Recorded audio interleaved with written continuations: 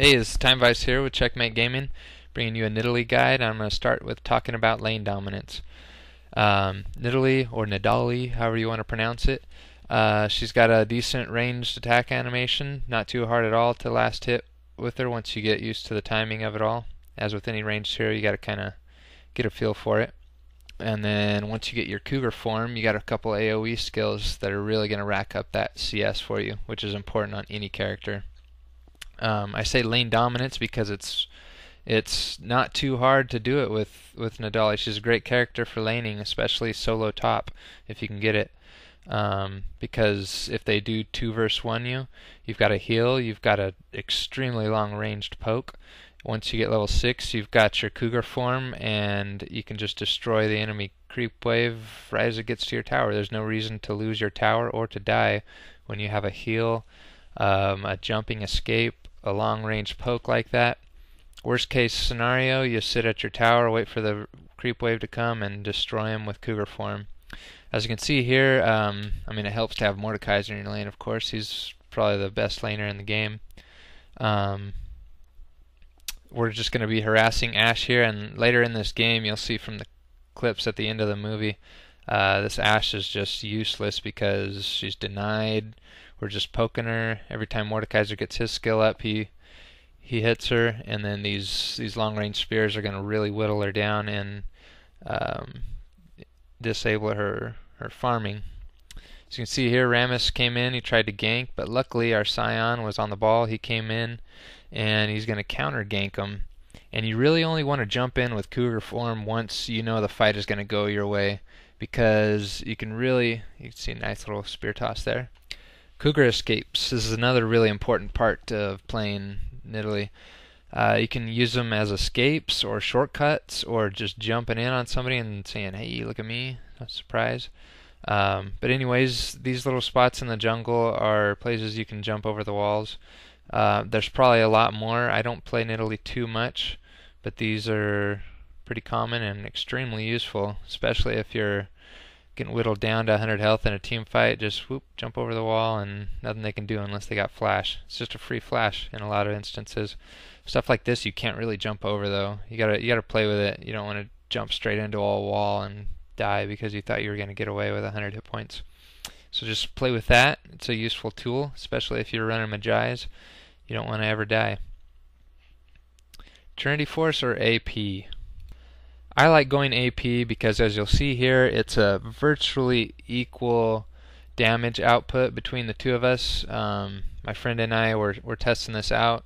We just kind of let each other hit each other with the same skills, and as you'll see, we come out pretty even. And at the end, he kills me because I stopped attacking him. But anyways, you're going to have even DPS, and with AP you're going to have a wicked heal and that long range poke, which is extremely useful for sieging down towers. So I prefer AP, but a lot of people like Trinity Force, and then you go Ghostblade after that. My AP build, and to be honest, it's not my AP build, it's Hotshot G-Cheese AP build, which is the way to go if somebody's that good at playing a champion. Why reinvent the wheel?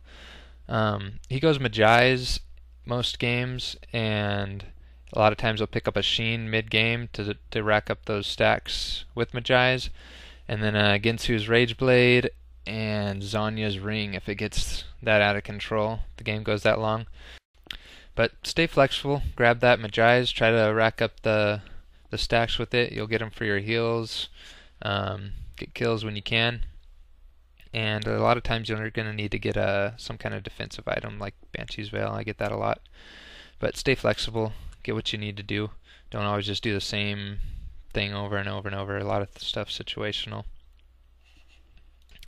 You'll see here in these clips, I don't jump in at the start of the fight with Cougar, especially when you're built AP. You want to wait till you see you're going to win. Like there, Pantheon jumped in, he was going to hit them all. Jump in with Cougar, hit them, and do what damage you can. But don't jump in the middle of the fight or early fight.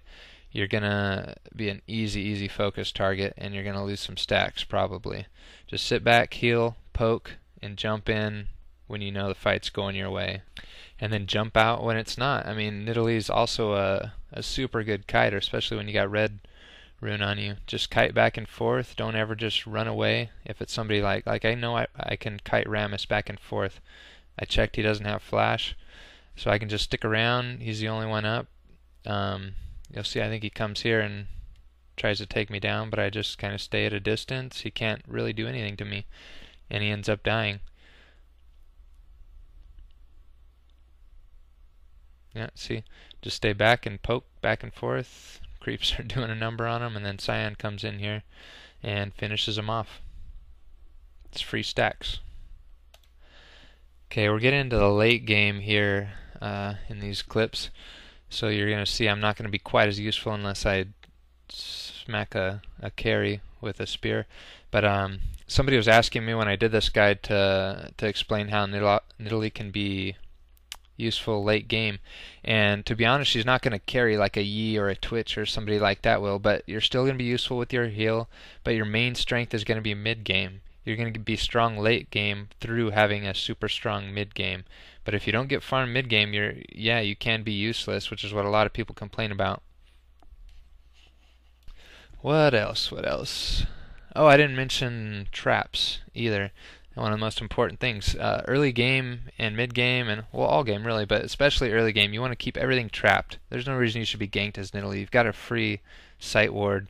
Just put it in your bushes and all around the lanes. Put one at dragon. Put one at their lizard, their golem if you get a chance. Yeah, everywhere. Drop traps whenever the timer goes down, and it's going to give you insane map awareness. Not too good for damage, but it's really good for sight.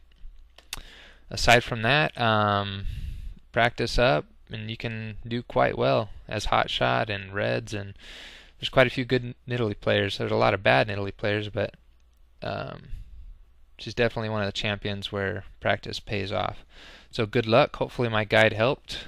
Look forward to making some more later. Peace.